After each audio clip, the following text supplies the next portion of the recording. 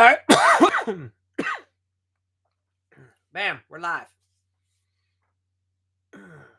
And we're live here. All right. Welcome. Couple minutes, we'll get rolling.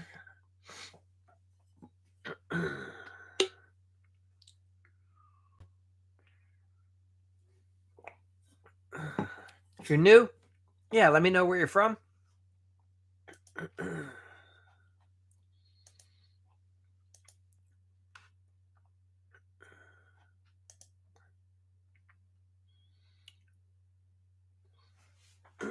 All right.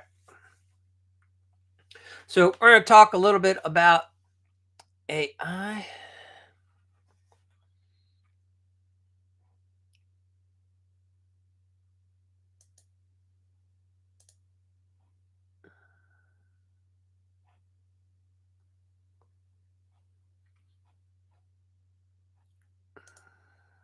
Welcome, Zar. Let me know where you're from. If you're new.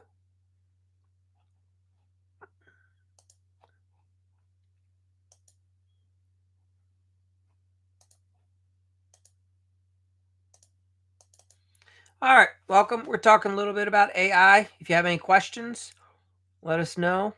Let me know what part of the country you're from. And if you do remodeling, let me know what you remodel.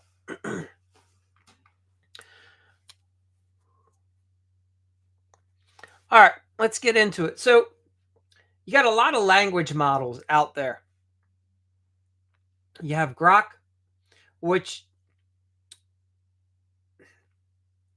processes information right through a context box. That's how DeepSeek is, how ChatGPT, which most people know about. Hello, welcome.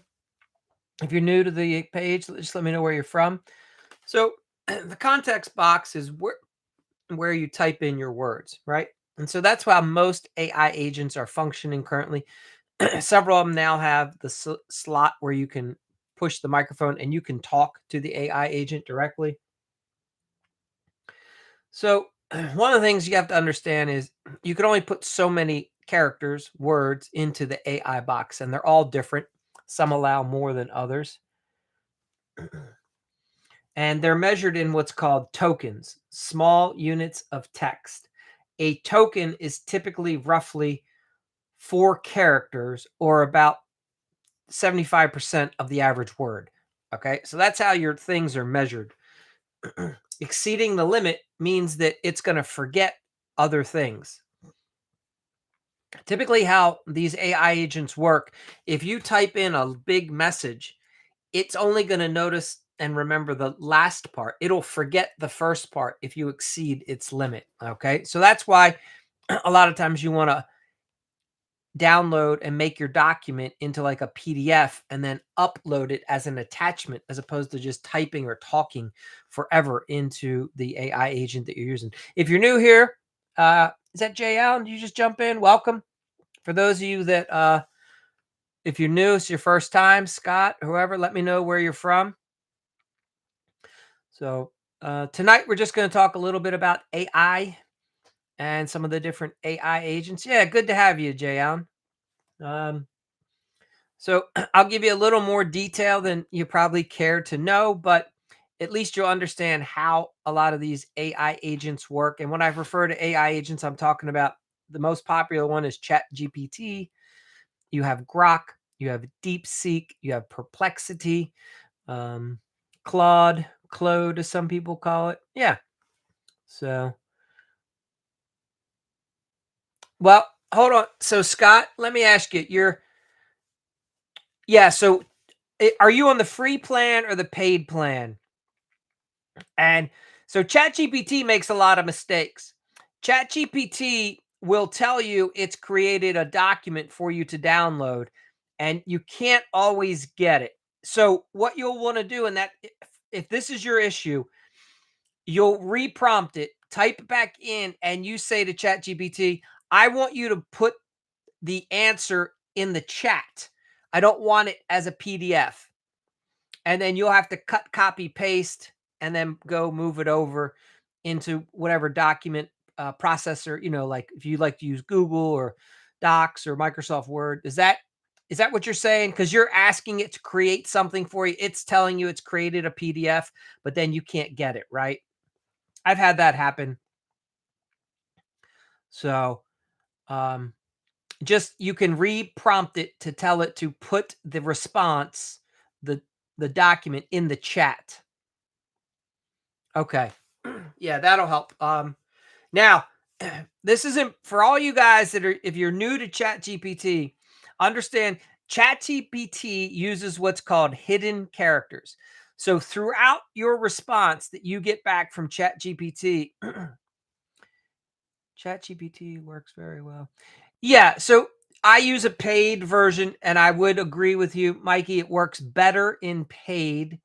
Um, I will say that I haven't been real happy with when I've asked it to create PDFs. Now, if you use the paid version, you can move over and do images. And I find that if I ask it to create me a infographic, it does a very good job. But I haven't liked the way it produces a lot of the documents when I ask it to make me a PDF. So recently, what I've been doing is I just ask it to put it in the chat, and then I'll take that information. I'll go to a different project where or selection where I choose images, and I'll put it in there. And it sounds like, Mikey, you understand this. I get it. Copilot is very bad. Okay, I haven't used. Thank you, Scott. I haven't used Copilot. I like this. For those of you that are into this, I like Midjourney a lot for images. I don't know if anyone, so through Discord, if you set up a Discord account, you can access Midjourney. What I like about Midjourney, if you've used it, it gives you 4 images to choose from, and then you can ask it to alter each one. Okay. So if you're trying to do images, they're all still trying to work it out. But yeah, so Scott, what's your favorite what do you primarily use? I've been really using DeepSeek and Grok a lot, only because I can I find that ChatGPT is starting to sometimes give me the same stuff over and over again, and I'm trying to get variations.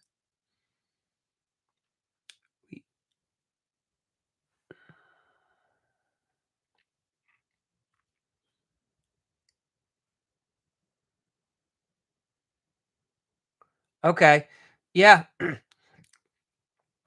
I think if I think most of the agents if they have if someone has already created what you're looking for and they've uploaded it onto the web, then the AI agents can find that document. Then they can repurpose it for you, obviously. And yes, I would agree that you'll get a good response. Okay, Scott, you like Gemini. I haven't used Gemini as much. I should use it more so I could talk more about it. I have to say that that's one I haven't used as much.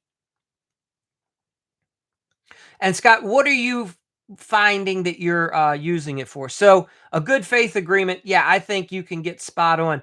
Um, I've taken all my contracts. So I have design agreements, handyman agreements, uh, pre-construction. I have a regular contract for design build and construction, remodeling. I've taken those agreements, uploaded them all into Chat GPT as attachments, PDFs, and then asked it to review them and see what alterations it suggested. So I think it does very good contract work. I would agree with that. You like to do editing. Okay. And what is it? Scott, help me understand are you in remodeling? Did you just hop in here because we're talking about AI? What is what's your background?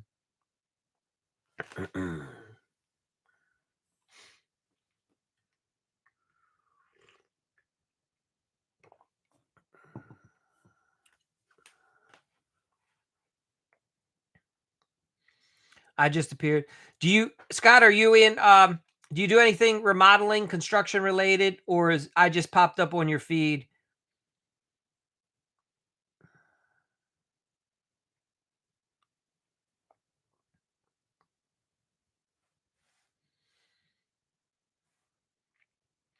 And Mikey, how about you? Do you do any are you in the construction trade? Do you have a are you like do you have a special niche? Do you do roofing? Okay.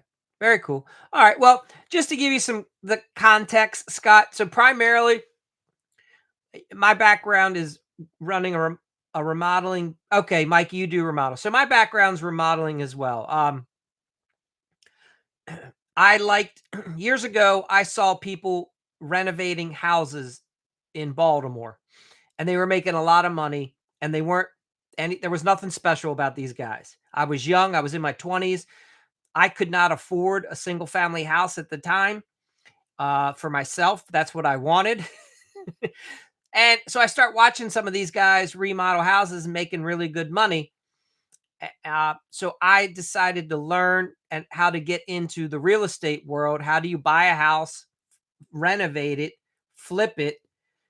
And that led me to realizing that there's a lot of talented people in the world, but they can't run companies. And it was very frustrating to hire workers to do my work. So I was like, well, I'll just start a remodeling business and then I'll hire the best guys that I can find to work for me. Anyway, and that led me on to a long journey of remodeling houses. And so, anyway, the way this channel's come about is I just like to share.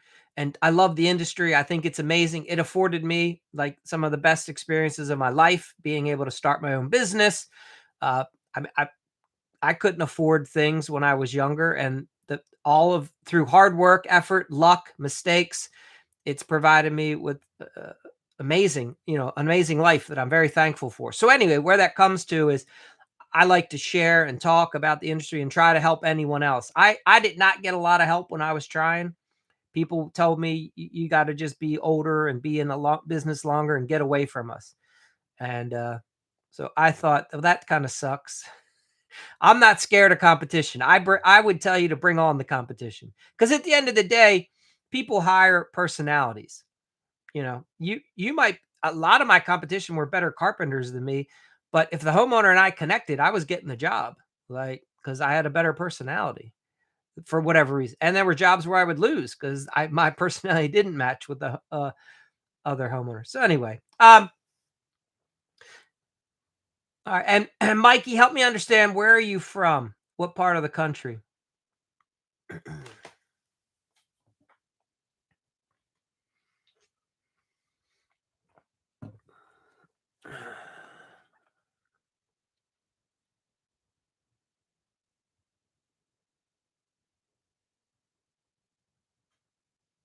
Mikey, high five to you, brother. Yes, sir. Ballparks only. You want me to come out on site? Absolutely. But yes, paid. You're gonna. You may find this interesting. A friend of mine just recently purchased a kitchen design business that had been in business for a while, and he's finding that so many contractors don't understand the value. So I got started. The first design I sold was for a kitchen, and it changed my life. I was struggling to land kitchen jobs. And because I was giving everybody a free estimate, and they loved my ideas. They loved all the time that I would spend investing with them. And then they would shop it and find someone to do this cheaper, that cheaper, and I would lose the job. Um, but once I started selling design, and I don't do the design, I bring in a designer, but I sell it as I'm the package. I landed all those jobs. Every time we did a design, the customer hired me for the remodel. I want the remodel, so I had to offer the design. And to me, that was like a trick. It was like a hack. And I was like, this is crazy. I just have to learn how to sell designs so that I can get the remodel.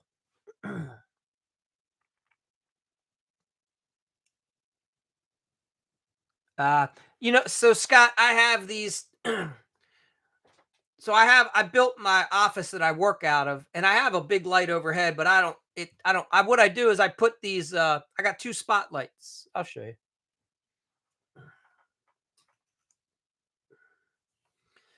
So that's what lights up the space. And that shot. So anyway, it's like It's pitch black where I'm at, you know what I mean? It's like 11, 12 o'clock at night. So, yeah. Okay, Mikey, you're in Long Island. So you're in a competitive marketplace.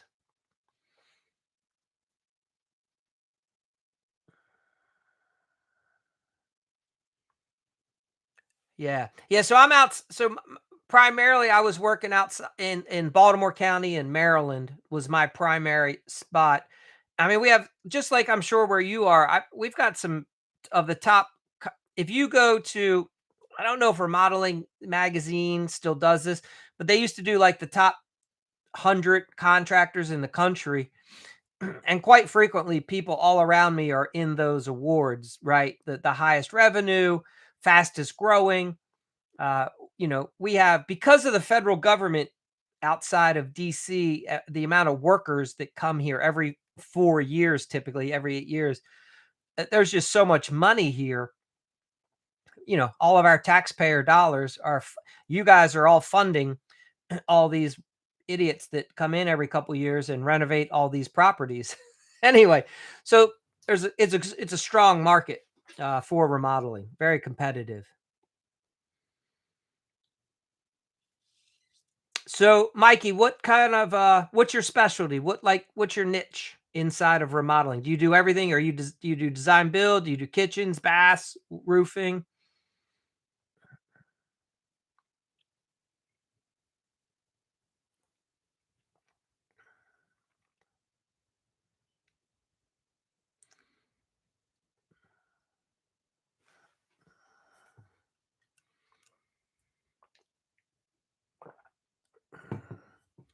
And Jay Allen, how are things at home? Is your dad recovering real good?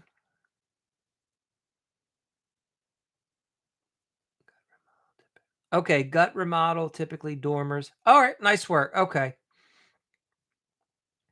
And so are the homeowners he's all right. So Jayon, he's doing awesome. Perfect. That's awesome. Uh so Mikey, your guys are primarily doing all the carpentry work, it sounds like framers. All right. And are you offering the design build side of it too? Oh, hey, Bill. Okay, you're a full home remodeler, design build. Yeah. I really think that in my opinion, any remodeler that's got a couple years in business should really move over and figure out a way to do design work somehow. I'm not saying it's hard. I get it. It's complicated. It takes a lot of experience, but yes, I that's how I did it. I never hired a designer to work for me full time. I worked all of them with subcontractors, and the homeowners never asked me about that. I would just tell the homeowner, "Yes, we're a design build firm. I'm gonna." And what my always thing is, I make it as easy as possible for the homeowner. You just call me. I will take care of everything. If it's structural engineer, architect, designer, permits, all the subs, the direct labor force, it doesn't matter. You make one call to me, I handle everything after that. And I would just bring the designers on as a sub, but the homeowner doesn't need to know all that. They don't really ever ask. And I would call the designer and say, "This is what the homeowner's looking for. What's your fee gonna be?" And then I would tell the homeowner, I would add my time onto it. And I'm like, "This is how much it's gonna be for us to give you the design."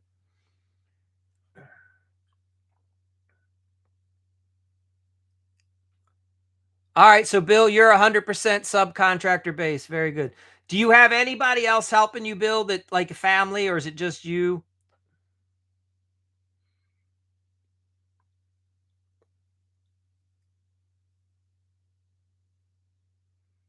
solo? All right, well, good for you. All right, you have a good network then. So you're busy. You're working a lot, I bet, if you're doing it solo.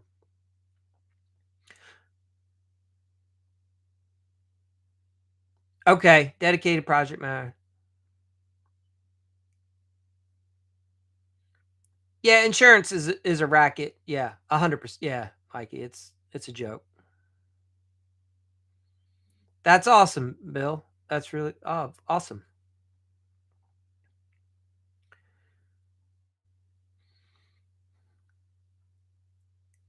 And hey, so Bill, how are you handling? I didn't do 100%. I use a lead carpenter, right? So I have lead carpenter, he has a helper, and then all of our trades we sub out. How do you handle some of the like in between little things that come up in your world? Do you have like one guy that works for you kind of like as a, I don't want to say it, like a glorified carpenter handyman that can come in and do miscellaneous things on jobs? You got 19 trade contractors. Okay. You got a lot of subs. Okay. Yeah.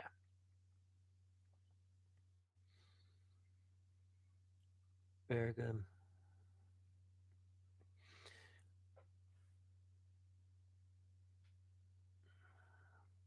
And how are you guys, Mikey and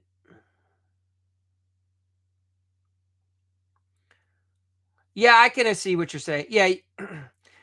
So let me you do all right. So I want to that's interesting point, Bill. I ran a little I've been using the same plumber for 20 years and the same I have I do use more than one HVAC only because in my area you still have a lot of boilers and oil, and most of the new guys don't know a thing about it. They can only do forced hot air, and you ask them to come change out a boiler, it's a nightmare. And oil, very few guys can do oil heat, is what I'm finding. I don't know what you guys are finding in your area.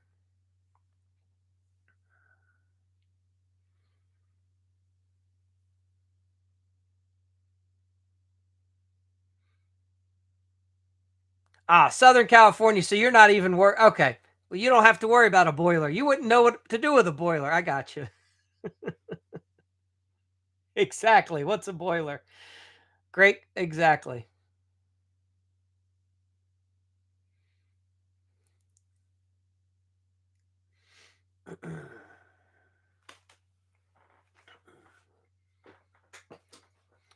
So, it interesting. All right. So part of what I do, but seriously, you just need I don't disagree with you one bit, Bill. I think that what I try to explain to homeowners is you wouldn't go on a vacation or a trip across the country without some sort of a plan.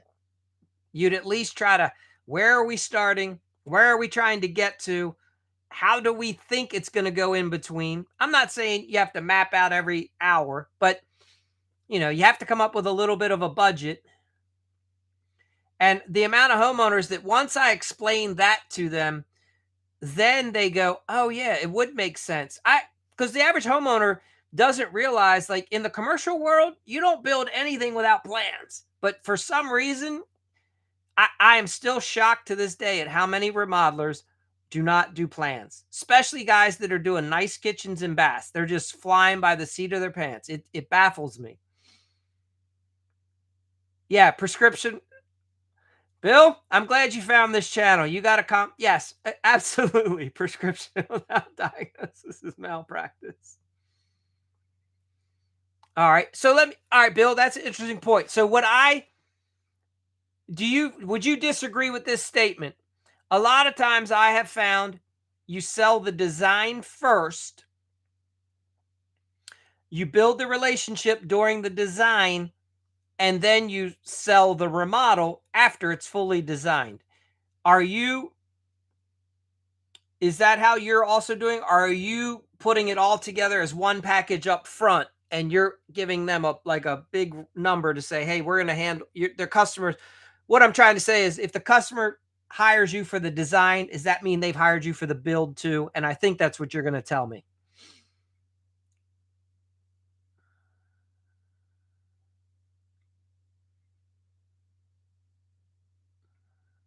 And that, Mikey, I'd be curious how you do it. Do you sell the whole package at one time, or do you sell it in a phase where you say, "Hey, let's do the design first and then we'll let take care of the remodel package, the build part"? Okay, so they have to pay your design fee up. Fair enough. Yeah, 100% non-refundable. Have you come across, and I'm assuming, Bill, that you do a good vetting process, and so that you're not selling somebody on a design and then they can't afford the remodel. I'm assuming you have a process where you're making sure you're qualifying them and you're talking money up front so that they have a ballpark idea of what they're getting themselves into. Yeah. Bill, Bill, did you tell me how long you've been in business?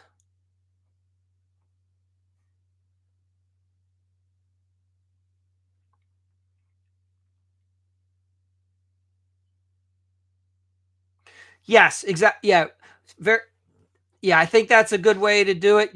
If so, right, they pay for the design, you provide them with, hey, you can take this to any Joe, but if you hire us, we'll give you the credit back off the remodel, which then the competition can't do that, obviously. Plus, if you do the design, and Bill, maybe this has been my experience has always been the whole reason I want the design is so I can build and foster the relationship and demonstrate the capability, the expertise, the knowledge, the trustworthiness, the dependability, the deliverability, and then it's a no-brainer for them to hire us for the remodel. Like I don't have to sweat it at all. It's like we're gonna get the job.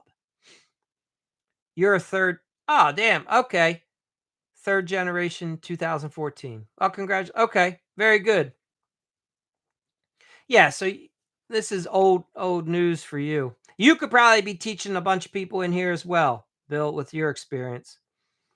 Bill, let me ask you, how are you guys? And Mikey, if you're still here, how are you? Mikey, how are you set up? Are you doing similar to what Bill does? Do you have in-house designer? Are you subbing it out? And how are you guys finding clients right now? Are you primarily working off of a referral basis because you're known in the area? Are you are you getting leads from any of your designers that are then contacting you saying, "Hey, we should work on this house together," or do you always find the lead and bring the designer in?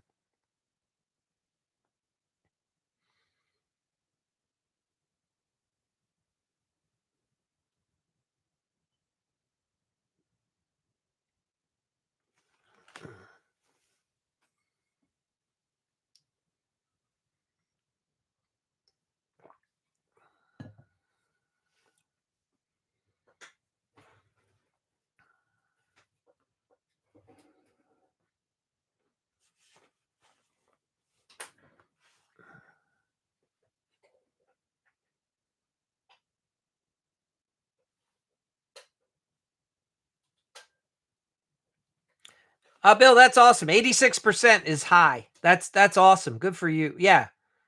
No, that's a testament to you're running a top-notch operation.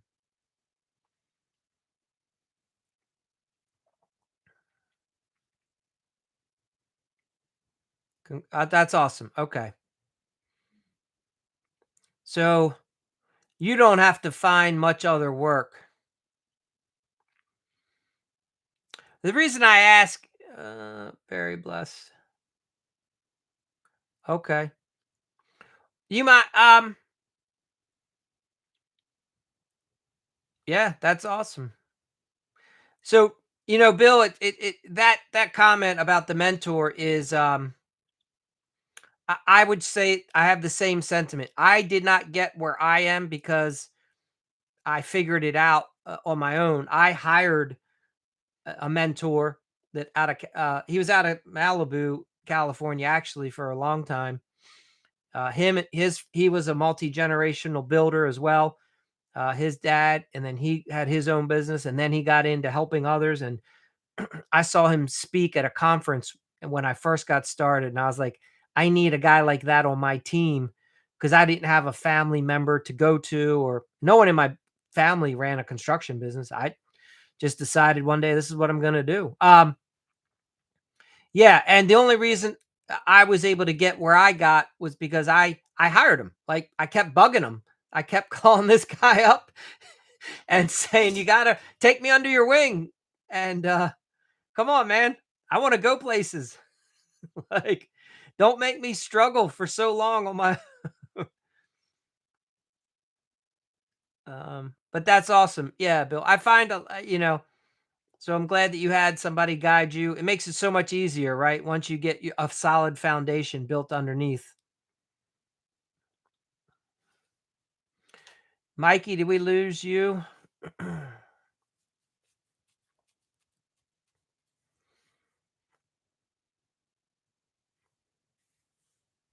Yeah, good for him. That's awesome. Yeah. I, I've Bill, you've probably found this as well. Um, yeah, brilliant business. That good. That's awesome that you found him. Very awesome. I think you're probably finding this to be true, or you've known it for some time. Price is really only really important when the homeowner doesn't have trust and they don't fully understand what they're getting themselves into. Once they can appreciate a lot of the intangibles that a company can do for them, like taking away anxiety, sleepless nights, worrying about when will the job ever, if ever, get done. Homeowners start recognizing that the guaranteedness, understanding that this company will take this ball and run it to the goal line in a very orderly fashion so that it's done right the first time, and that all of a sudden that price shopping goes away, and it becomes more about do they have the resources to make it happen? Is the investment going to work out for them, relative to, I guess you probably do. I'm assuming you do like an analysis for them. You look up the tax record, see how much the house was paid for, understand how much they're going to be putting into it, you know, and help them make like a good financial decision at times. Some homeowners don't care.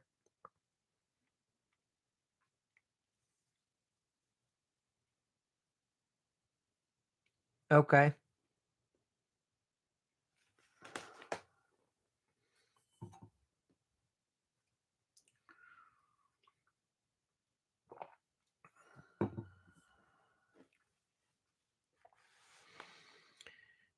Jayon, we got off of the AI track pretty quickly here. We'll get back on it.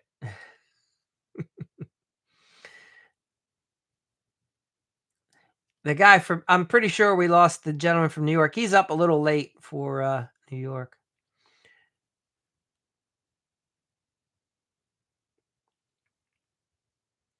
Okay. For you, you found that the home value is irrelevant. Okay. So do you find a lot of homeowners are going to end up over improving their house? Like it becomes the most expensive house in the neighborhood in a sense? Or are you always adding enough square footage that it makes sense for them?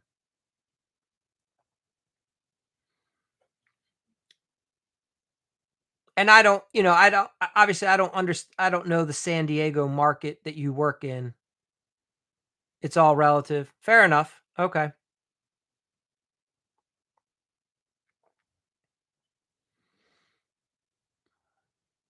And Bill, are a lot of your projects, are they in like I'm assuming they're around like the $300,000 range or more? Maybe like, what I'm getting is I doubt that they're I would assume you're not doing much. You're not just doing a kitchen. Maybe you are. Part of me's thinking that your projects are probably like 200,000 on up. I would, but maybe I'm mistaken.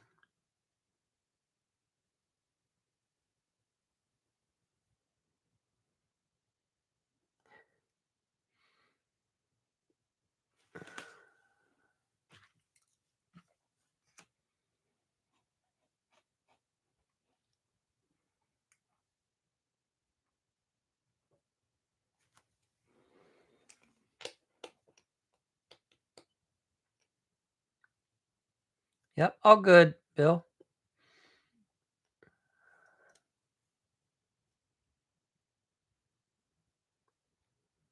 Sure, I get it. The complete experience, 100%.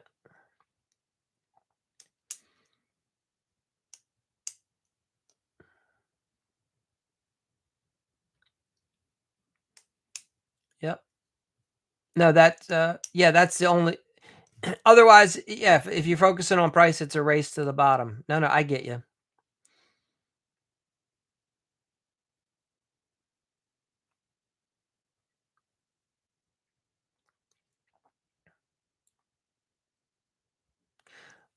Average, of 400. The reason I ask is, so I'm working with 2 guys in on the East Coast here, and they're really very talented remodelers.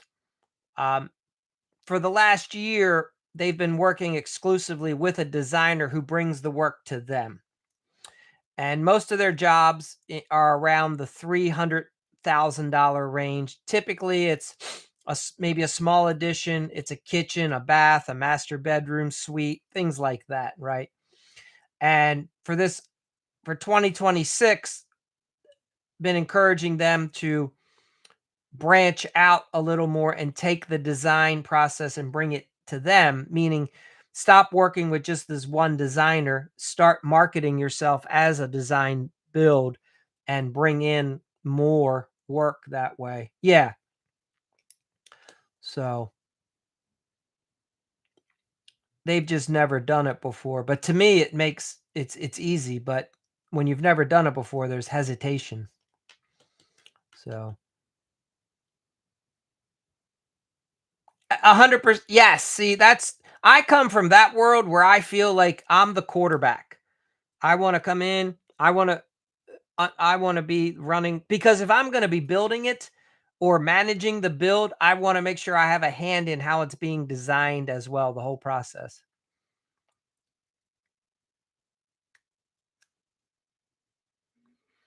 Yeah.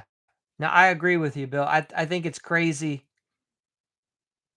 Yeah, the client contacts you, you're taking care of all the details. 100, yes, you're the expert. Yep. We're in total agreement there. Yeah, that's how I prefer. It's a this concept's challenging for these guys. These guys are great guys. They're just so used to doing it the other way. But yeah, that's awesome, Bill. Bill, I'm gonna look you guys up. Hopefully you're following the account so I can when we're done on the live. Yes. Why is that, Bill? Why are so many people hard headed like that? Even when you try to explain to them, there's like a, a different way that would be so much more beneficial, right? Yeah, I guess. I mean, this is what I find. Like most contractors have a heart of gold. Like yeah, there's always the knuckleheads. There's always the scammers. That's in any. But on general, a lot of contractors, people that get into this industry, typically they like helping people. They like building stuff. You know, it's a different personality style. They're generally good people, and they tend to just give away so much, too much, and I feel like they get taken advantage of. That's my personal. I feel like homeowners take advantage of a lot of contractors. Yeah, you do what you know. Yeah, brother. All right, I'm preaching to the choir. Yes, you do what you know. All right, so Bill, here's the $1,000,000 question. Why did you seek out help? Like, hey there, Justin. Like, Bill, what because you're an anomaly. Like the average contractor fails. The It's 50% in the first few years, 70% fail by year 7, 90% fail within 10 years. And most never hit a million. So Bill, you're already an anomaly. You've been doing it for over 10 years. You do over $1,000,000 a year. You sub everything out. You got a great operation. You sought a mentor. You got help. Like what is it about your DNA, do you think? Because that is not the route of the average contractor in America. The average guy is struggling.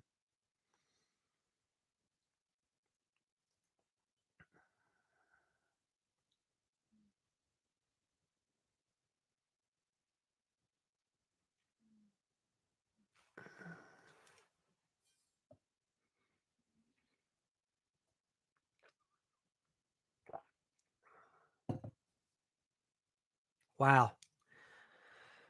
Well, thank you for sharing that, Bill. Yeah, that had to have been a pretty powerful experience if you were watching your dad struggle. That had to be tough. Yeah. And your bro yeah, damn. So you okay, you were able to see them not not make it, right? And it was a very horrible experience, and you're like, "I've gotta find a different way. I can't do it the same way that they're trying to do it." Yeah, like 100%. Yeah, Bill. Okay. Yeah. No, you're absolutely yes. You see it's frustrating, right? You see it time and time again. I, there's guys all around me that are much better carpenters than I am all the time. And I felt bad for him because I was like, brother, you just need a little help on the business side. Your life should be a lot different. You should be making more money. You shouldn't be out here just scraping by. I mean, you've got amazing skill set. And they put in the time and they learn the skill, but there's something that keeps them from I don't understand what keeps so many people. Yeah. What made you get good at because Bill, I can sense like you're a good communicator. Was that demonstrated in your family? Like good communication skills? Or did your mentor help you get that? Did you have to like how did you get your good communication skills? Was it again just watching your dad and brother fail at it in a sense? Like not I'm assuming they probably struggled a little bit in the communication side like a lot of guys do.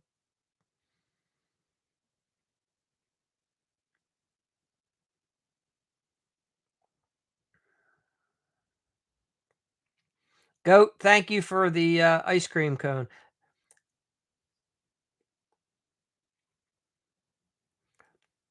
Yeah. Yeah, I think, that's a good point, Bill. I think a lot of kids today that their parents didn't want them to have to work what quote unquote people would call a menial job at like 15. But you have to work those jobs because you have to learn how to like communicate, right? And assist, do customer service. Yes. Customer service job. Yeah, 100%. Like I worked at a place called Frank's Nursery and Crafts. I worked out in the nursery department. And I had to learn how to sell shrubbery, azaleas and Christmas trees at Christmas time and all the things, right? I'm selling pear trees to people. You have to learn, here I am like 15 years old and I'm trying to learn how to help guide a family through all their landscape needs. And then I'm having to ring it up at the cash register and handle a sale. And today I think people in their 20s have never even had a job and then they show up and they haven't learned how to talk to anybody in person because everything's been done on the phone. I guess that's why a lot of people struggle.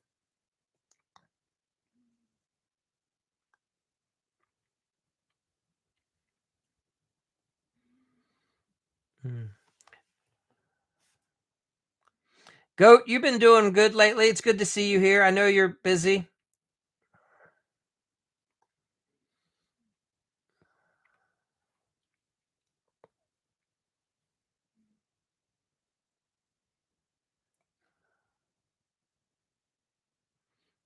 That's all good for good.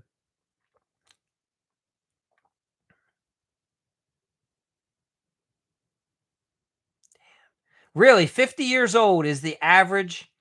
Well, let me now, Bill. Part of that probably I'm suspecting is because you probably have some high standards, and you're probably only working with guys that have more experience and have a better. I guess the best way to say it is they have some stability in their life, right? Like you're not. So okay, even the guys that are above 50, do many of them have young helpers or no? Or most? What are you seeing right now out where you are? Because I would think you're in a pretty competitive and hear me when I say this. I try to say it delicately because TikTok will shut my account down if I don't. I mean, you're close to the border, so if you're running everything above board, you're licensed, you're insured, and you run guys and crews that offer that same benefit. I can only imagine the competition that goes the other way.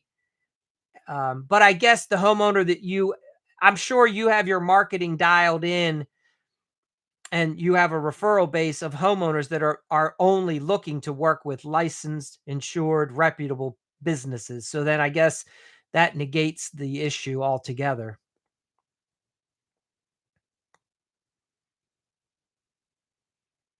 Just lots of egos. Sure, that makes sense. Yeah, 100%. Yeah.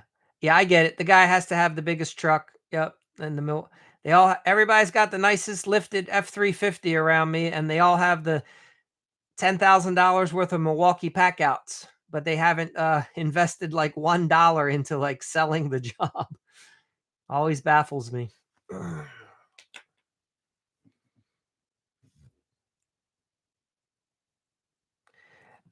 Yeah.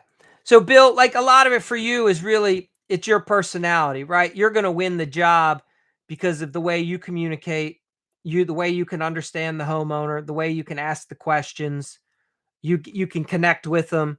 You understand you're not just there to remodel their kitchen. You're there saying, "Tell me why you want the new kitchen. What is that new kitchen going to do for you, Miss Smith?" Yeah, 100 okay. Yeah, you get yep. Yeah. Bill, I'm really glad you dropped in here. It's nice sometimes to get some reassurance that there's somebody else out there in the world that gets it. Sometimes I feel like I'm talking to this wall in front of my computer.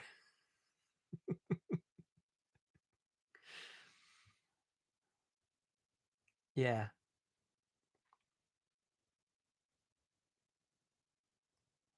Yeah.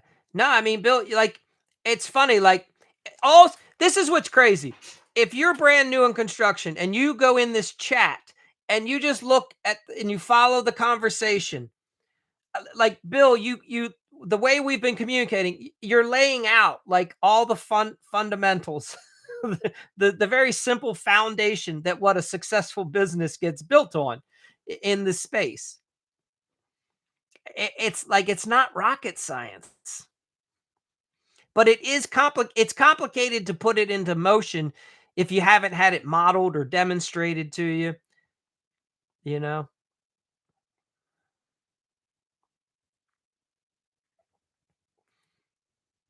Yeah. Nah, well, that's awesome. Thank you, Goat. I appreciate you, you send me a lot of those TikTok, extra, the rewards. I appreciate that.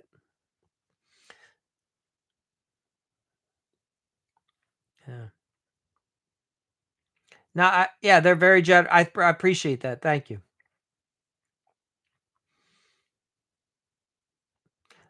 Uh, Bill, I wanna yes, Justin, that's Justin, that's 100% a very accurate statement. You learn just as much what not to do by watching. And I think that's yeah, that's a very astute comment. And I think that's what Bill is alluding to from, he learned from watching his dad and sounds like his brother. Yeah.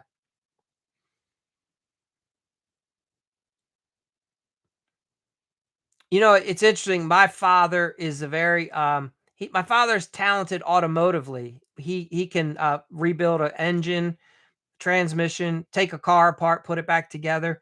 He just couldn't teach it to me. He'd get so frustrated that I didn't know what I was doing that he would just push me out of the way and say, "I'll just do it." Right? Cuz and when I look back, I can't fault him because here I am. We're trying to rebuild. I bought an old Mustang when I was in high school. I wanted to rebuild it, and I'm supposed to be doing the work after school and stuff. And he would come home and only have a couple hours. And I'm sure the last fucking thing he felt like doing was helping me with this thing when he's got to get up for work the next day. And so, but yes, I learned some of my patience because my father had none and would get so agitated when I was a kid growing up. So yes, we definitely can learn from others what not to do.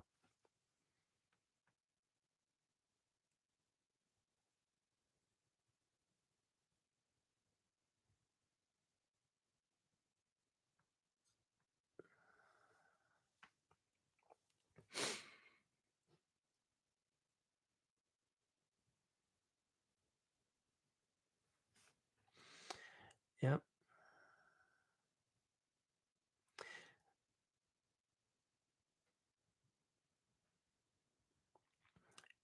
Sure. Yeah, so Bill, you think it's because you when you grow up in the industry and you have that trade experience, when you understand how things are built, you're much better at coming up with a better way to get them designed is what I'm assuming you would say. Or correct me if I'm not speaking the way you would want it said. The best design build GCs have. I This is what I always felt like when I first started renovating properties, I learned real quickly like each trade really has a big impact on the next guy that follows them and the end result, right? So I had to start telling some of my guys, the trades, I was like, look, this is what I'm trying to accomplish at the end. What is it that we need to change around here to help you get there? How do we have to frame it differently? Right? How do we have to do this, the layout differently? What can we do to get these types of results?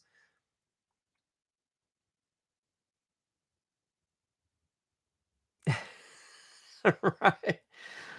Yeah, yeah, you get no respect. 100%. Yeah, if the guys know that you don't know what you're talking about.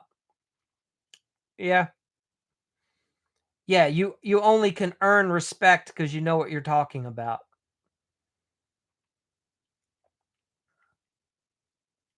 100%.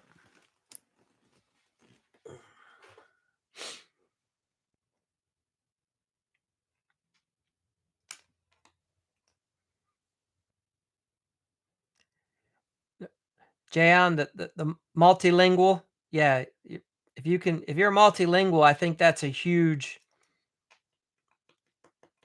benefit these days.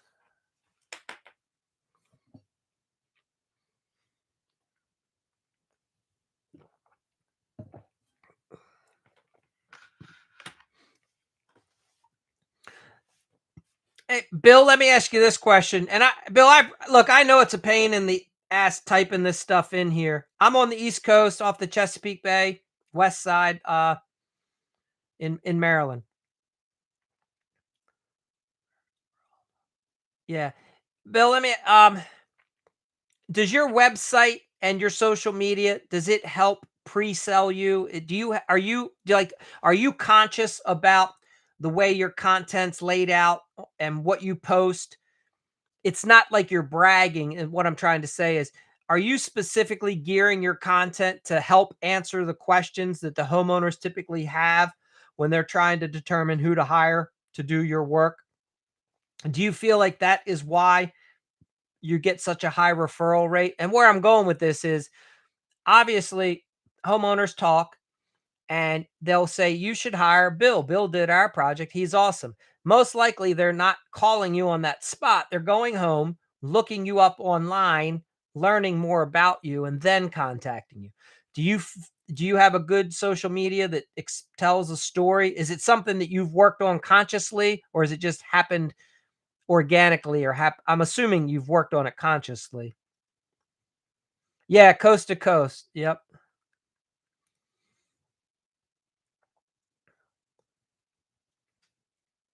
Yeah, so Bill, like Jay Allen, he's out of Houston. Goat is out of Las Vegas. So we have a pretty interesting dynamic. Yeah, off the golf. So it's kind of nice.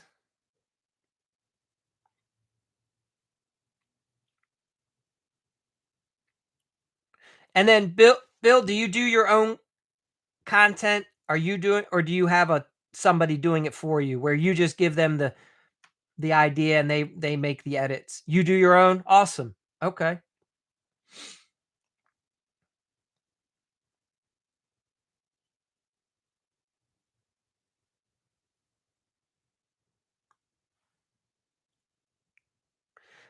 Night Crew Gaming, I don't know what you're asking. I don't know. We don't Why do we need a process server? Are you just here? You're probably on the wrong page, brother.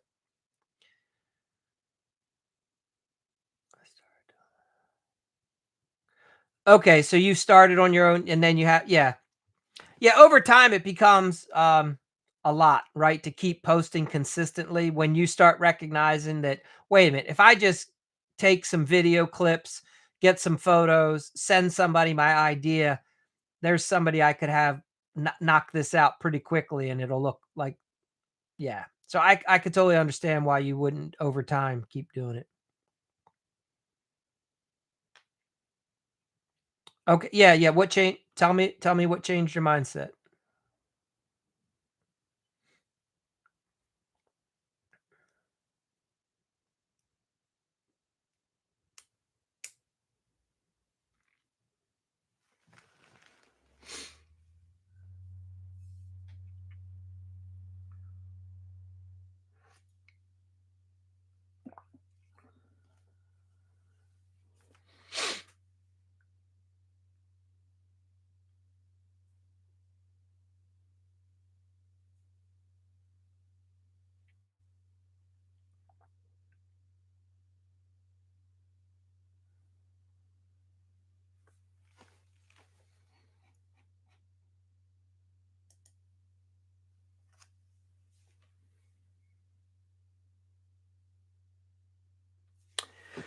Yeah, 100. This should be like lesson 10 in running a business. When you realize that somebody else can do something for you that you don't want to do, and it saves you time and energy, right? Because Bill, you've recognized that your time and energy is better spent utilizing your skill set, which would be probably interacting with the clients. And there's somebody else that will edit your videos and post your content for you. And it's saving, you're losing money when you sit down to do the editing. 100%. Yep. Nope. I'm with you on that one.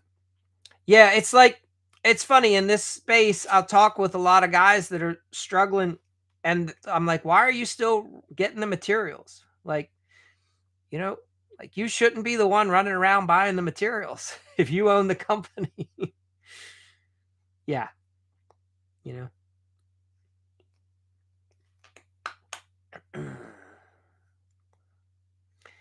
Yeah. Nope. Divide and conquer, Bill. You get it. Yeah.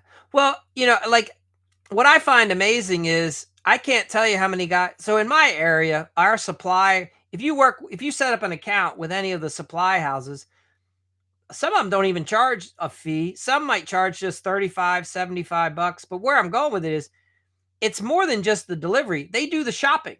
You just email them over your order. They put the order together, they shop it, they load it, they drive it out, deliver it to the site, and drop it.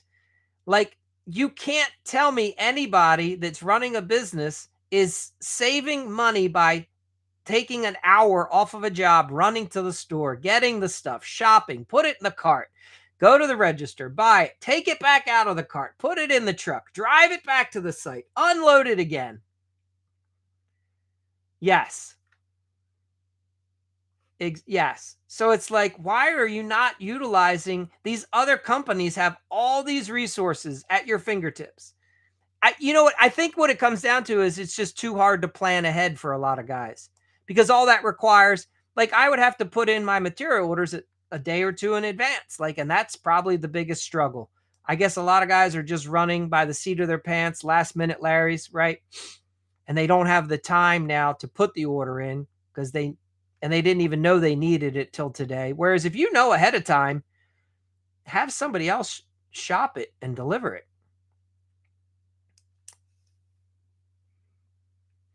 Correct. Working in the business instead of, yeah, 100%. Yeah, it's frustrating, right? Because so many guys are self-employed and want to have the business working. Yeah, yeah. No, this all makes sense.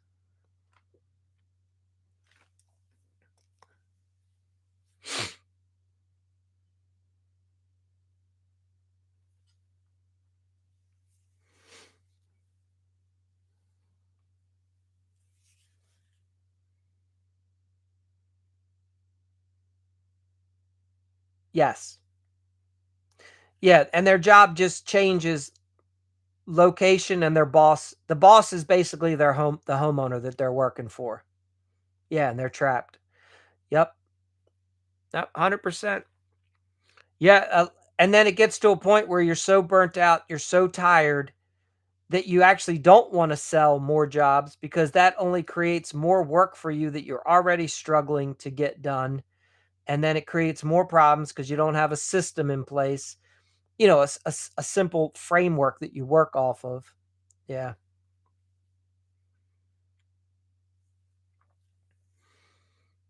Yeah. Go or if you're still here, hey, thank you for replying back to my email, and it's all good, brother. We'll work on your time frame, okay? Yep, no worries. I appreciate you responding back. Looked like you were up early, so thank you. Ah, cool. All right.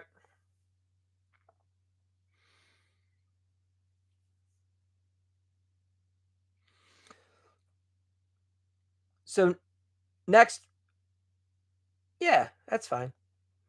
I'm telling you, you be just don't kill yourself on it. Just don't overthink it. Just record something real quick, and okay. So Bill, let's go to AI. Yeah. So here's what I was talking about. A lot of guys don't understand that there's text boxes and there's character limits. And what ends up happening is if you just keep talking or typing into that text box, what ends up happening is AI only registers the last part that fits within their text box, right? So a token in the AI world is about characters. It's about 7.75 of the average word. So it's important to understand how many tokens you can put into a chat box that you're talking to. So Chat GPT 5, for instance, has a token limit of 256,000. Grok, it might have updated, but on Grok 4, what I have here has 131,000, unless you pay for it, correct? And look, so Bill, you're a step ahead. A lot of guys aren't paying for their AI when they first start, but yes. Um, if you're using Chat GPT 4, they were limiting you to 128,000 characters. Claude was using 200,000, and DeepSeek is about 128,000 characters as well. So that was, yes, very good. Have you built yeah, so within Chat GPT, have you built your own GPT for your company, Bill? Okay, go good. So you're paying for it. Yes, yeah. What the paid, even the basic paid version is a nice step up. Um,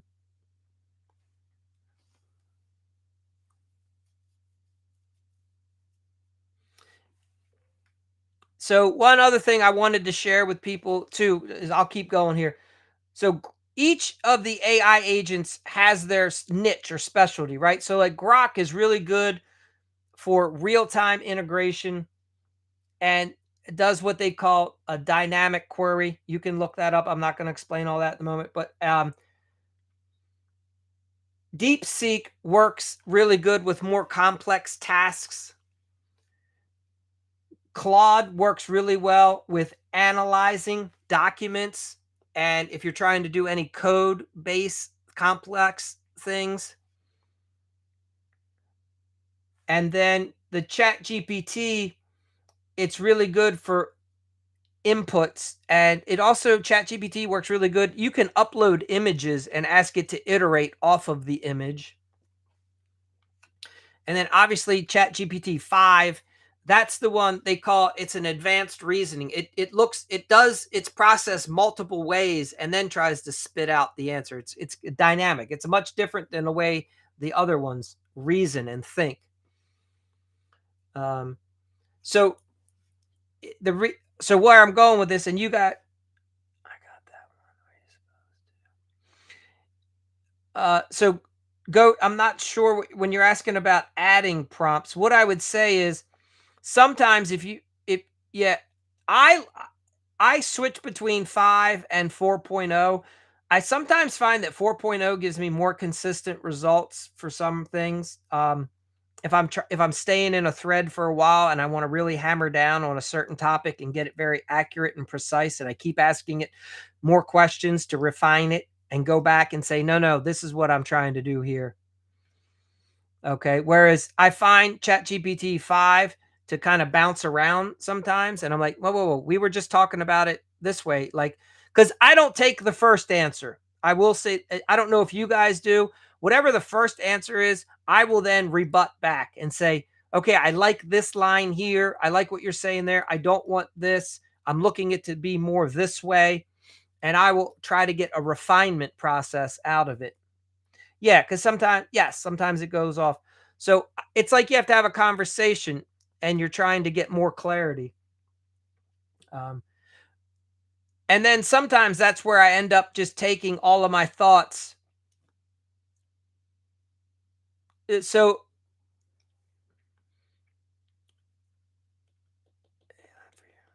yeah, so Bill,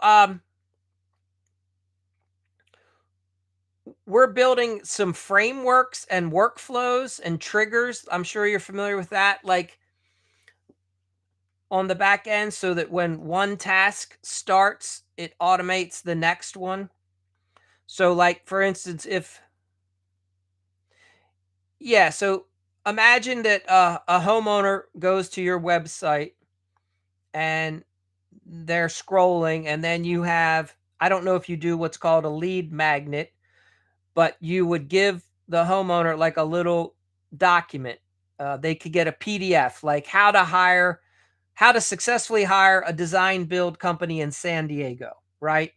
And the way they get that is they put their email address in, and then that triggers on the back end warm lead to you basically, but you'll send them an email. Here's your guide to how to purchase design build successfully.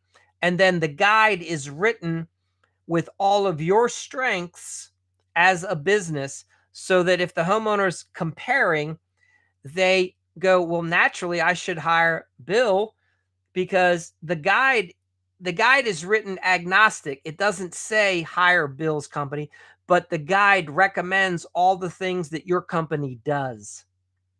As this is the home, what I have found over the years is the homeowners are afraid of making the wrong decision. They don't want to get embarrassed. They don't want to look like a fool to their friends, to their family. So they're hesitant and they're afraid. They don't know what they're doing.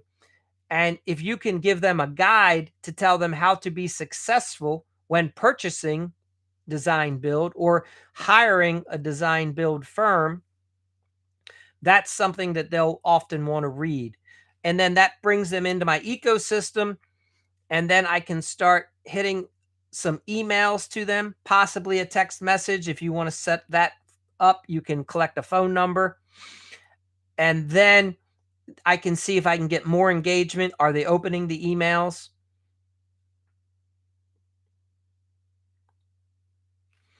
Yes. Yeah, so we're doing a lot of the very similar things, right? And then obviously, I'm sure you're creating workflows like after you meet with a homeowner, a nice little follow-up message, it should all be automated in your system. You shouldn't be the one who's physically having to go back and type the message up and email the homeowner. Like you have to put in some notes, like a quick recap. Hey guys, this is what we covered at today's meeting, but the rest of the email should all be ready to go. And then it just gets forwarded out.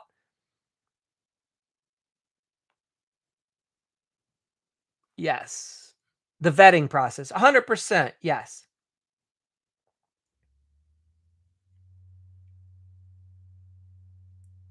All right, go get on that meeting.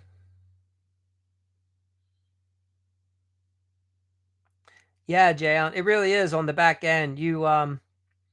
These they're called workflows, triggers, um, the automation that you can start putting on the back end. What I'm saying is over time, right? Once you've done it one time, like most, you meet with a homeowner, you want to send a follow up, a recap, and some next steps. It's usually a pretty standard thing. So you only have to make it once, and then you can save it as a template, and then every time you bring a new contact in, you can do this workflow, and like, I can send them an email today, and then I'll have a follow-up email 3 days later, and maybe another one at 5 days, right? Whatever.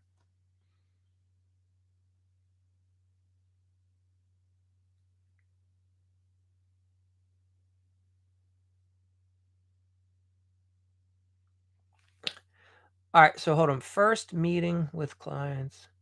So Bill, is your sales process set up so that when the homeowner inquires about your service, you're screening them, I'm assuming with a phone call, and then if you're coming out to meet with them, they understand that the goal is to sign up for your design services at the end of that first meeting?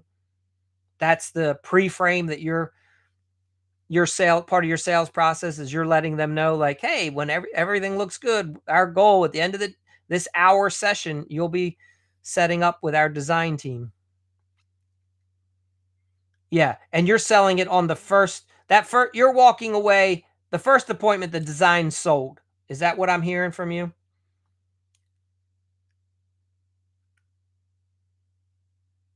Yep.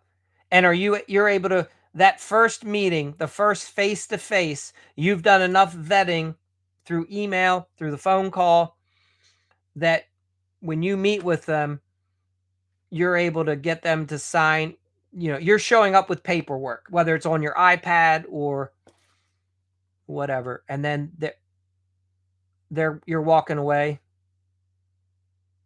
Yeah. And then you go back and get to work. Yep. Yeah.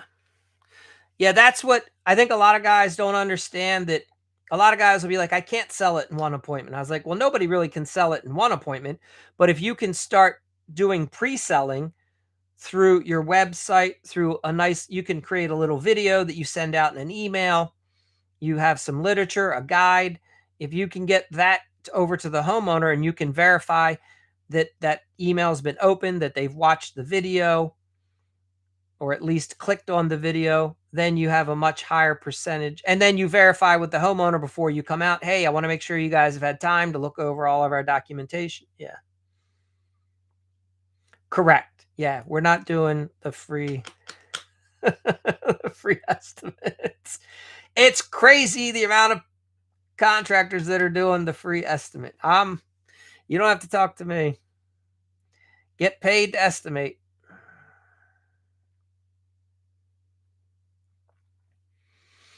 Yeah.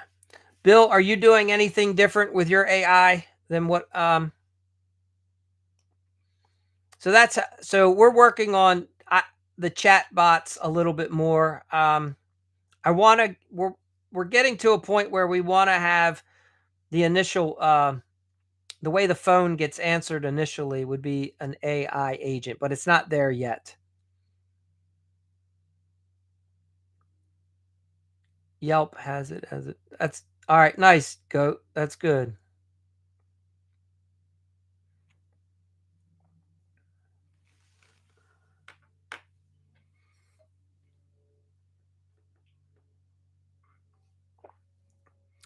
Yeah.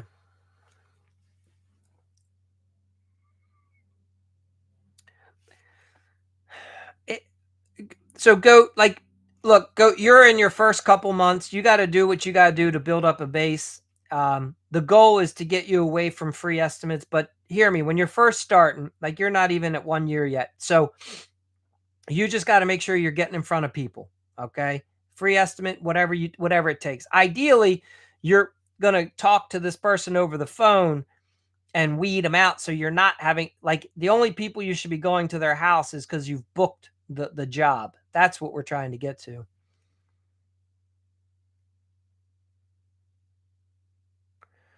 Yeah. So for you, Bill, yeah, it's a much more personal experience. No, I get it. So how are you making sure that all every phone call gets answered all the time? Do you use a live answering service right now when you're not available?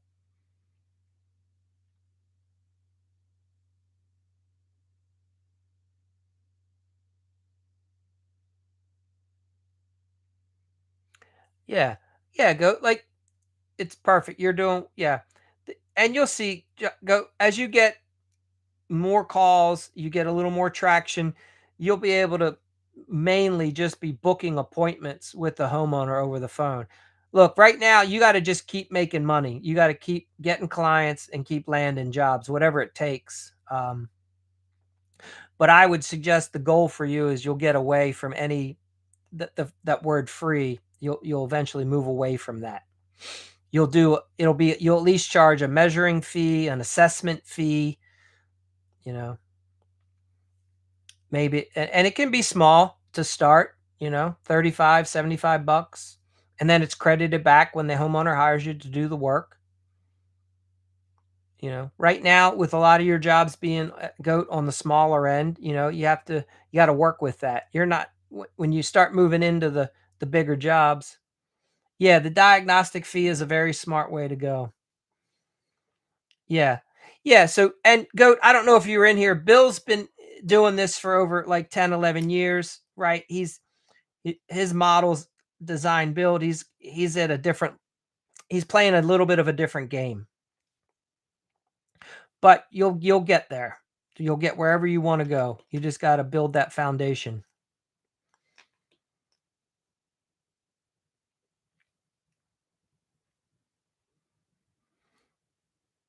Yeah, very good. Yep. So,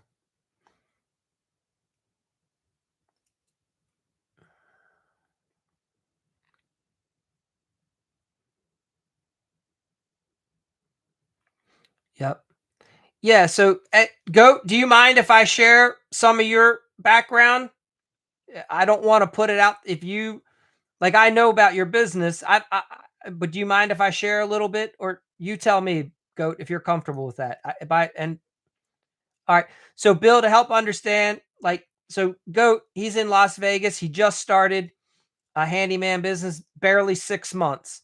And right now, with the way the laws are and the licensing is, he's restricted on the volume of project that he can sell at one time. All right. So his jobs are going to be on the smaller end at the moment till he gets another year or two, and then he can get the next license. I believe is if correct me if I'm misspeaking, Justin, but that's my understanding is it's a little bit longer. Yeah. So yeah, yeah. Thanks, Neil. Neil, let us know where you're from. Thanks for hopping in. Bill, let me ask you this question. I've never had had to take a homeowner to court. I've never been taken to court by a homeowner. I have found that I need a basic contract that has certain clauses in it to help protect me and the homeowner. In my state, we the if you are a licensed contractor and you engage in home improvement in the state, that automatically means that you and the homeowner have to do arbitration first. It doesn't mean that the homeowner can't eventually sue you, but you have to go through arbitration. Now, I have never had to do any of that. I've always found that if I'm upfront from day one, and I do something that's a little different than I think most other. I literally pull out the agreement and I walk the homeowner through our agreements. I do not just tell them to initial and sign. We go through the whole thing. And I have found that that's worked really well for me. And I've had several homeowners tell me they're like, that was crazy. You made us sit there and read the whole contract.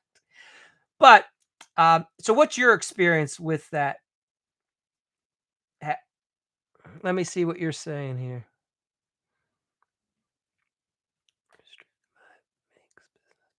Every social media. Yep. You have arbitration. Yep.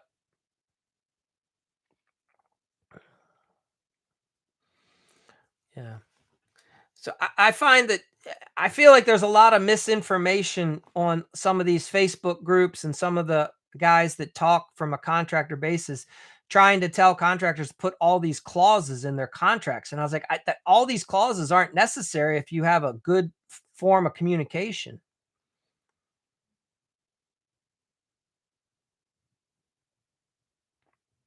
Yes, local next door. Very, yeah, that's a good point, Bill. Yeah. Isn't that crazy? Here you have a one-page agreement. Yeah.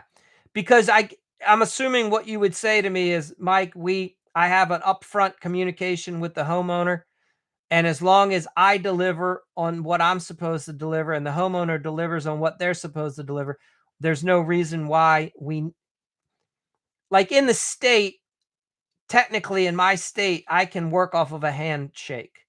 And as long as a dollar bill is exchanged, then we have a formal agreement. There doesn't have to be anything in writing, but I prefer to have in writing what we are going to do, when we're going to do it, how much it's going to cost to have it done, and the approximate time frame, right? As long as I have all that in there, and then how we handle any unexpecteds.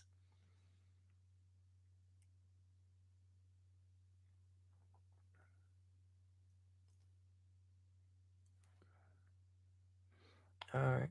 Now, Bill, that one page agreement, what about when they hire you for the remodel?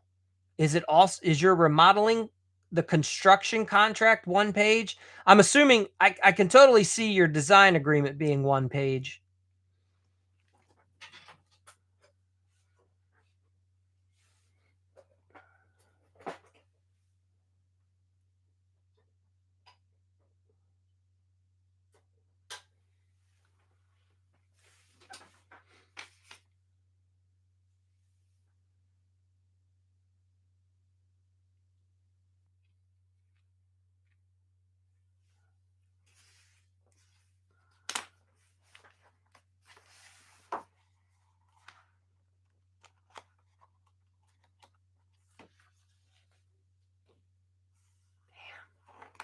Very impressive. All right, I do not have a one page contract. That's amazing.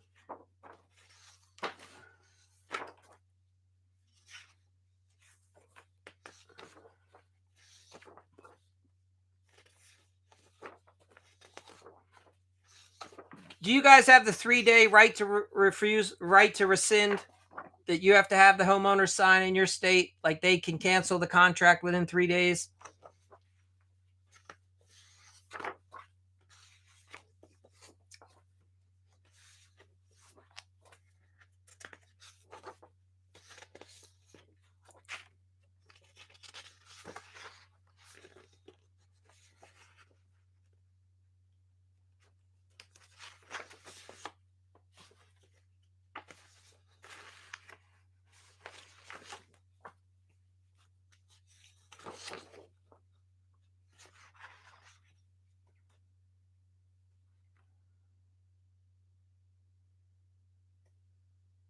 Okay, go. Yeah. So for you guys, yeah. So in my area, we do 3 days. Now, Bill, I do a one page professional services agreement. And then for some homeowners, we do we call it a feasibility design. And that's limited design work. That means that we're going to come out and do some demo. We're going to remove some sheetrock, most likely, to see what's behind certain walls.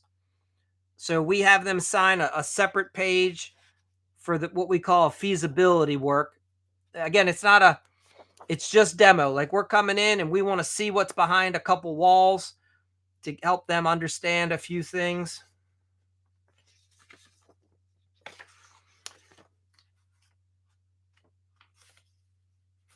Let's see.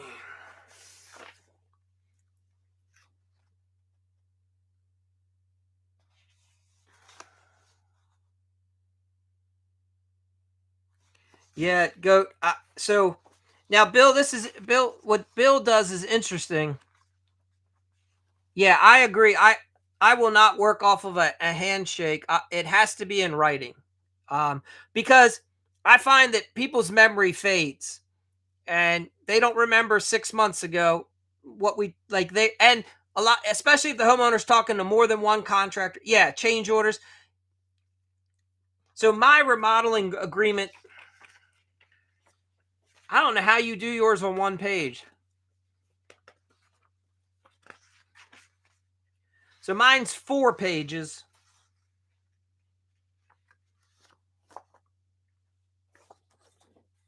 I don't know how you get yours done on one page. That's impressive.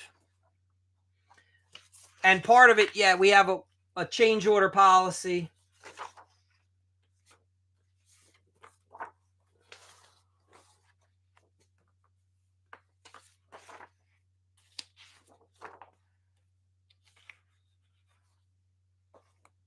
You don't do the okay. You don't get into lien releases and stuff. Okay, change orders, yes, yeah,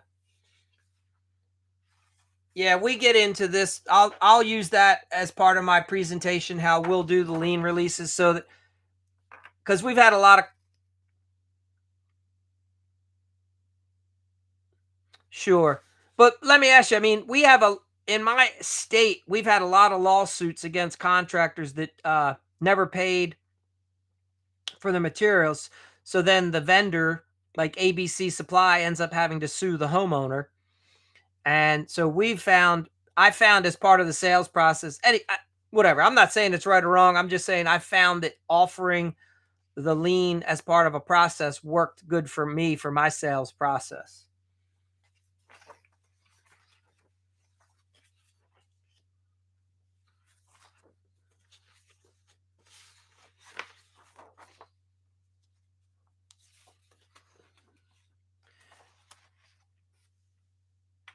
And then, yeah, I do subcontractor. Yeah, if you want to be a sub for me, you have to fill out a whole application.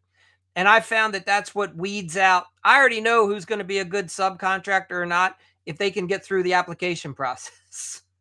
That's what started the whole thing, right? I need you got to provide me with you got to name my company as an additional insured. You have to fill out the app. You got to show me that you have the insurance, the license.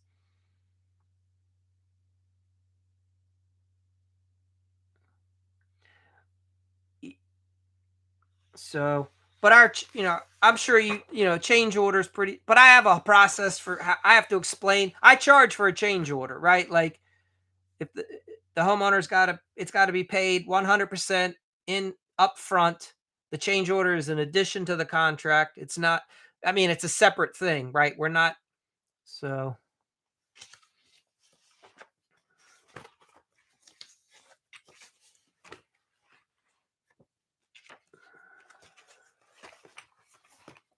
yeah, and a lot of times, goat. I will if the homeowner's really good and the change. So the reason I have the change order fee is to keep certain homeowners from making 7,000 changes just because they woke up one morning and the wind blew a certain way and now they want to do this.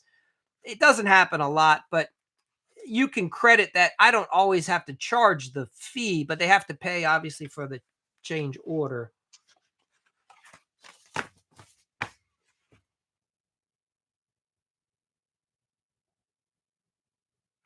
Interesting.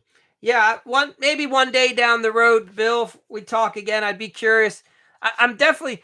You have me intrigued about how you're doing a one-page remodeling contract. The design agreement, I'm clear on that. That makes sense. But that's awesome that you have a one-page construction process. Now I know California's law is a little. You guys are a little different out there in California. I'm not. You know what I'm saying? Like laws are different out there. Maryland is a very litigious state. I mean, I could get sued for anything at any time and probably lose.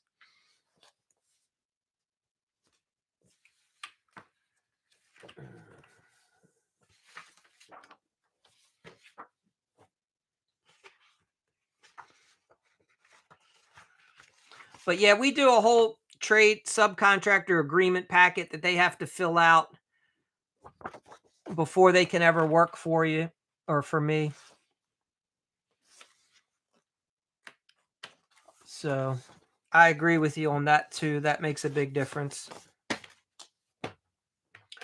Um,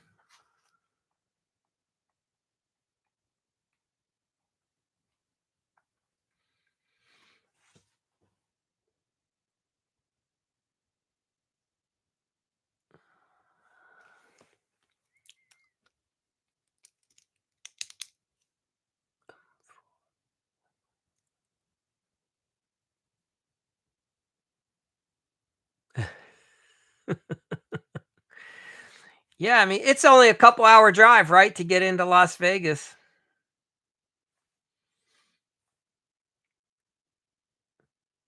Well, if you listen to what's it, Joe Rogan tells you that everybody's moving out of California.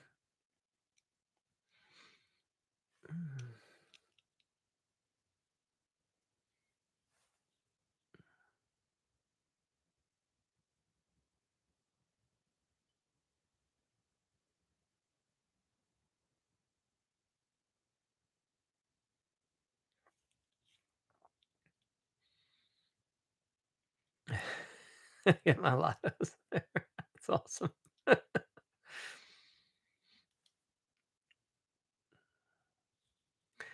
Yeah, you there you go. Goat, you might win. Um,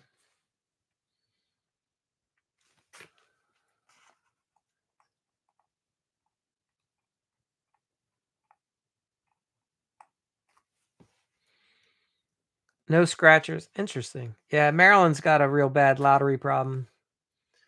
A lot of people wasting all their money on the lottery. Yep.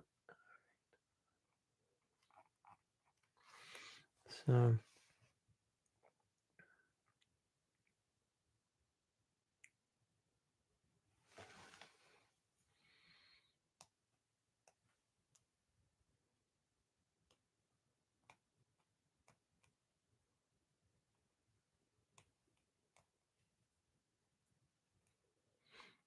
all right. So yeah, Bill J. Allen's asking if you on your jobs if you know about what your material cost percentage is. Would it be about a third on those jobs? It would be my initial guess.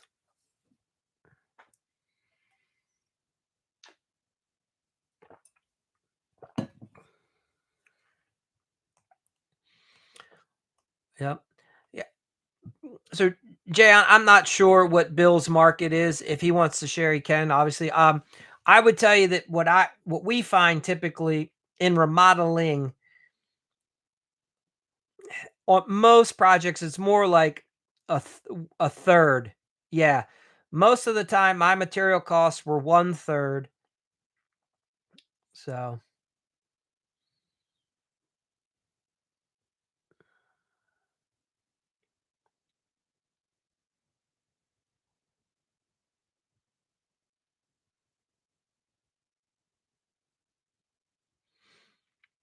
yeah. And Bill, do you for your estimating? Do you just use a blanket like multiplier, like 1.75 across the board, and that's the way it is? Or do you only mark up certain things? And like, do you find like if they're having custom cabinetry work done, you might not mark that up as high as some of the other things? Or do you just do one number across the board?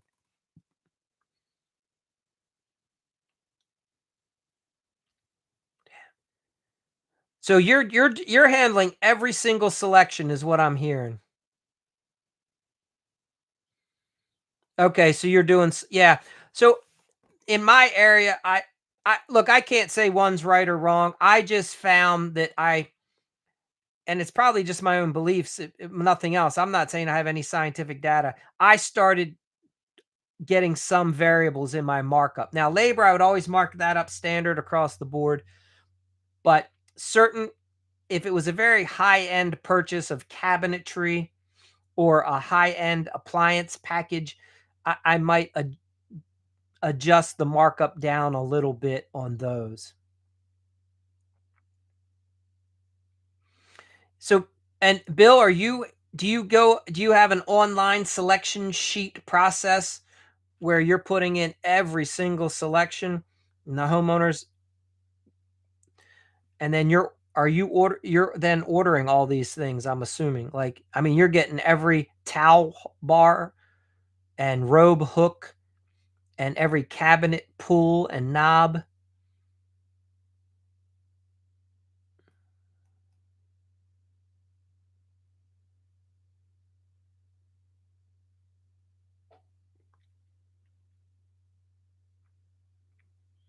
Yeah. You know, uh,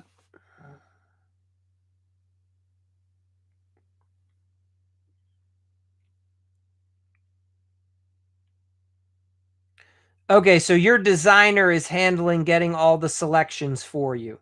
Okay, fair enough. Yep. So you're paying the designer a good bit. They're getting a good fee because they're handling all this. They're not just doing. Are they?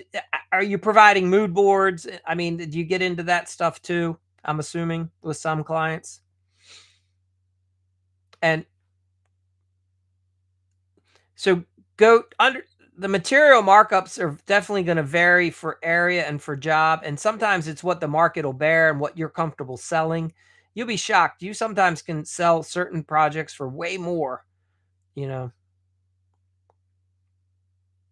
Yep, and then you charge a markup on our services. Yes, pro design package. Okay. Yeah, that makes sense. All right. Yeah.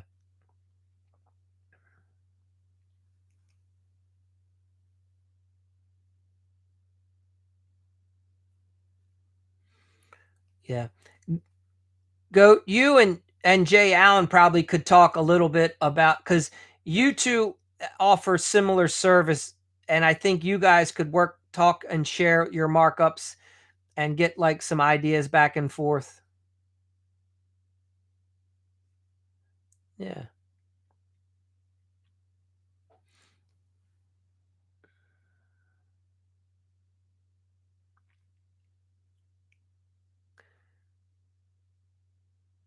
Oh, good. Okay. Yeah, because you guys both right, you're doing more service work in a sense, right? You're coming out, fixing a couple problems and moving on to the next thing. So, I think you 2 can kinda share back and forth some, how you're finding markups and what's working for you as well. Yep.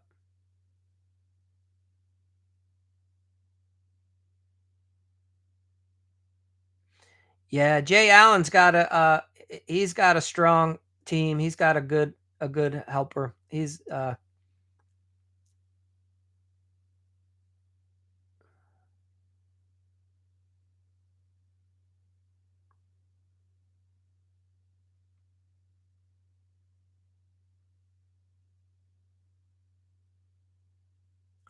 to talk general question.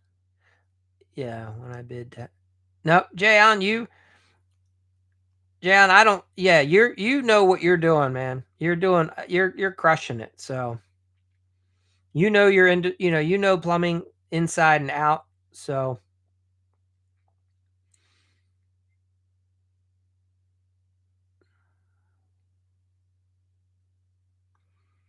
you've got a good knowledge and, especially you have years of seeing what that other company was charging too. 25% materials is what makes sense to me as a rule of thumb. Yeah.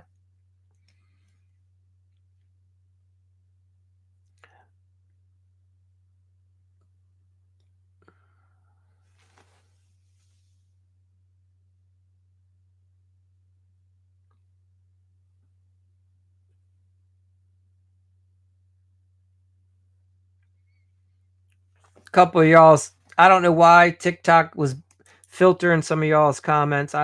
I didn't recognize that until I just saw the notice. So some of these might be out of sequence.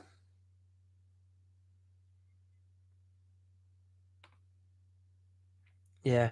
I, I mean, look, so Bill, to give you a little context, if Jay Allen, and please tell me to shut up if you want. Like Jay Allen just finished his first year running his own business. He's been in the industry for a long time. He knows a ton. Um, so I think you're still finding your.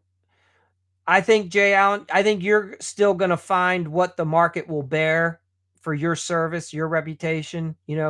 I bet you have wiggle room on your pricing when if you want to experiment. But at the same time, you got to just keep cash coming in the door right now. Um, Yes, 100%. So he's got, Bill, he just and it's awesome. Again, I give high five to Jay Allen. He just had his 1 year anniversary and he's crushing it. So and it takes time. It takes like 3 years. In my opinion, it takes a good solid 3 years to get a real good footing. And as there's just so much to learn and to put into place.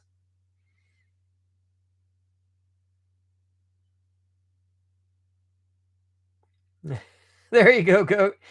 You know what's funny? I land a lot of the jobs that I have that attitude. Like sometimes it's just there's an interesting dynamic that when you're like, I don't care if I get this one or not, and you just put a crazy price on it, and you just let it go, and you end up landing a lot of those jobs. At least that's what I've found.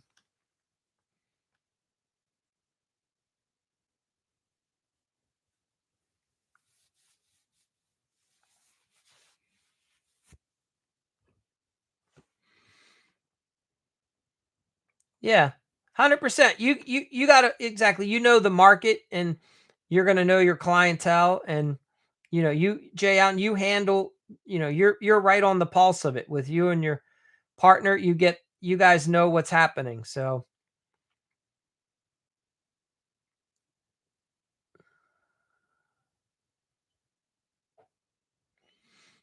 yeah, goat. I if the I would say goat to that comment that I would 100% take the customer if the customer wants to offer you more. I would take it up front personally. I'd write them a receipt somehow, make sure they're getting a receipt for it. But I I like to just make the customer happy. I say, "Man, would it make you happy to pay up front? Perfect. You can pay it all up front."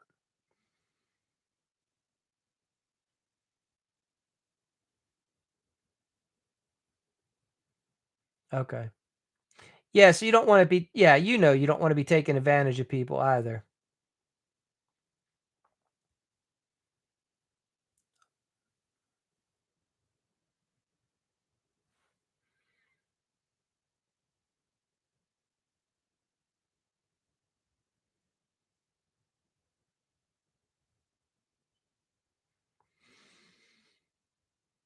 Hmm. All right. Well, all right. Yeah, no, I thank you, Bill. It was good having you in here, and appreciate you sharing some of what you do and how you've made it work in your business. So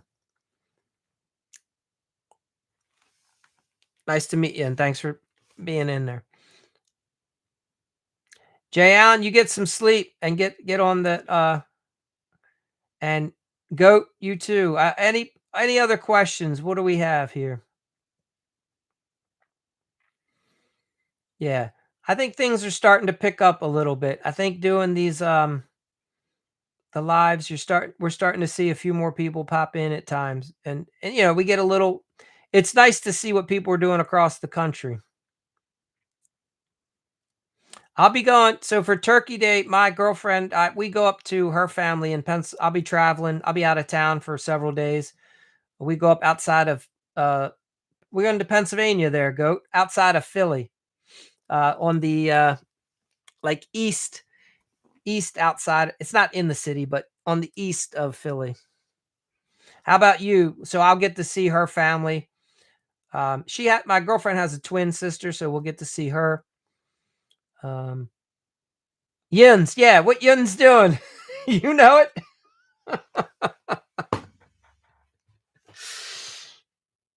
Yeah. All right. Very cool.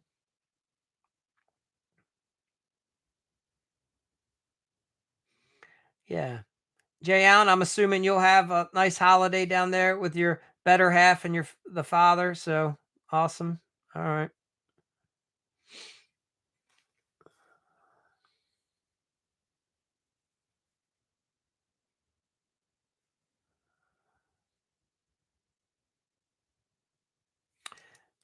Have a good one, goat. Thank you for the rewards or the gifts that you pop into the chat. I appreciate those.